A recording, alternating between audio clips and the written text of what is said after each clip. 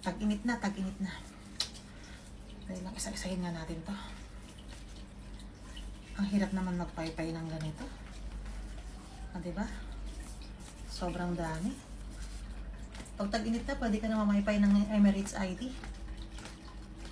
Sige, isa-isahin natin. Danica, punta ka na dito. Zoraida, punta na. Connor, punta ka na dito. Ibang lahi pa. Daiseline, punta na dito. Donna, punta na dito. Rovilyn, Geraldine, Julie, Mr. Murphy, Margaret, Leia, Marlene, Rhea, Marhina. Okay, di ba? Meron pa ibang lahi. Ang dami. Annabelle, Benedict, Lat. Lat talaga yung pangalan niya. Maulana.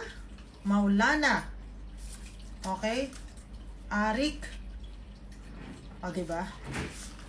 Solanso. O, yan. Ganyan, napakadami ng mga nag-ano namin. Hindi ko nababasahin lahat. Pero yung mga nag-avail, kapal. Punta na kayo dito sa Yes Pinoy Pro at nagpapasalamat kami sa inyong lahat sa pagtitiwala sa amin.